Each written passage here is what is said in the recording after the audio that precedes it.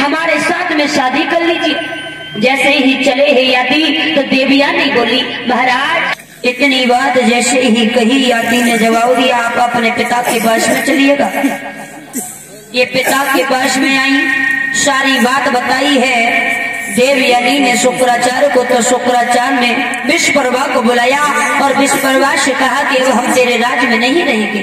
क्यों? क्योंकि तेरी बिटिया ने हमारी बिटिया को कुएं में ढकेल दिया, तेरी बिटिया ने हमसे भेद मंगा बोला है, ऐसे भला हम राज्य में रह के क्या करेंगे? जवाब दिया, गुरुदेव आप हमारे राज्य को छोड़ के न जाओ। अगर हमारी बिटिया से कोई गलती हुई है तो हम उसकी तरफ से आपसे माफी मांग रहे हैं, हमें क्षमा कर दीजिए।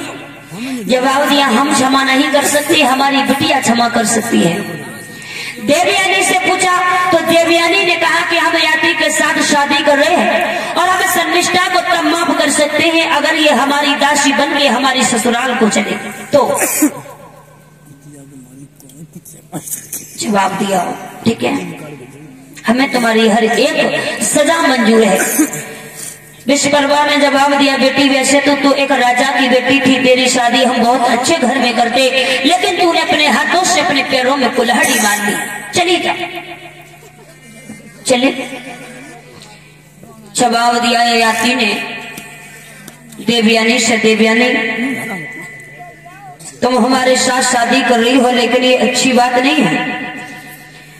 देवयानी ने अपने पिता को सारी बात बताई है तो पिता ने याती से कहा, याती हमारे जो राजा हैं उनकी बेटी भी आपके साथ में दासी बन करके जा रही है, अगर हमारी बेटी के सिवा इसकी तरफ तुमने कभी नजर उठा के भी देखा तो इसका इल्जाम बहुत बुरा होगा, चले।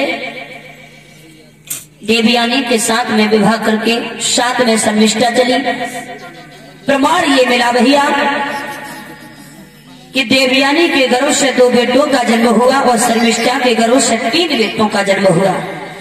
देवयानी के पुत्र थे यदु और त्रवश, शर्मिष्ठा के पुत्र थे दुहु, अनु और पुरु। याति को बुलाया है गुरु शुक्राचार्य ने और जवाब दिया कि याति तुमने हमारे वचनों को तोड़ा है, हम तुम्हें श्राप देते हैं कि तुम पर इसी वक्त बुढ़ापा आ जाए। बुढ़ापा आ गया, 5 बेटों से जवानी मांगी, किसी ने जवानी नहीं दी। तो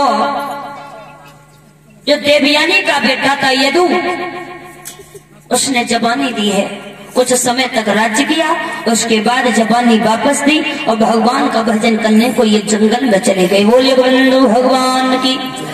इन्हीं यदु से ये यदु वंश शुरू हुआ, यहीं से हम लोगों की यादवों की उत्पत्ति हुई और इन्हीं यदु की 56 पीढ़ियों के बाद एक मथुरा में राजा हुए जिनका नाम था उग्रसेन।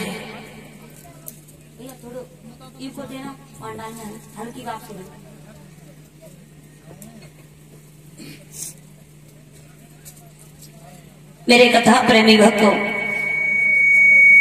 उग्रसेन बहुत अच्छे राजा थे, बहुत शील स्वभाव के राजा थे। छोटे भैया थे जिनका नाम था देवक और देवक की पत्नी का नाम था आहुति, जो देवकी की मां थी, और उग्रसेन की पत्नी का नाम था पपरिका, बहुत सुंदर थी। लेकिन भगवान की ऐसी कृपा कि इनके घर में किसी संतान का जन्म नहीं हुआ।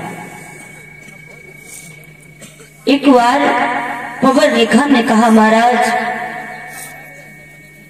कैसी भगवान की लीला है, पता नहीं हमने ऐसे पूर्व जन्म में कौन से पाप किए होंगे जिन पापों का फल हमें इस जन्म में भोगना पड़ रहा है। और कहा, प्रभु हमारी आज्ञा हो जाए तो हम कहीं वन में घूमाए।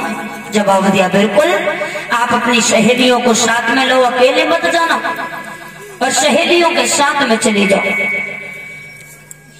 पवन रेखा ने सहेलियों को साथ में लिया, आगे को बढ़ी, जंगल में पहुंची तो देखा जंगल में बहुत सुंदर मौसम है,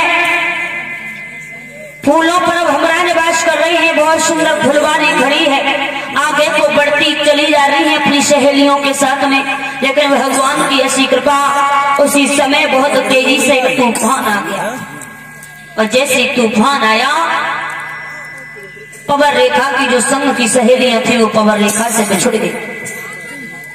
और जब सहेलियां बिछुड़ गई, पवन रेखा अकेली रह गई। शेर, चीता, भेड़िया, टाइगर सब चिल्ला रहे हैं, चीख रहे हैं। उसी समय पवन रेखा ने जब देखा है, आंखों से आंसू बहने लगे, चिल्लाने लगी, चीखने लगी डर की वजह से।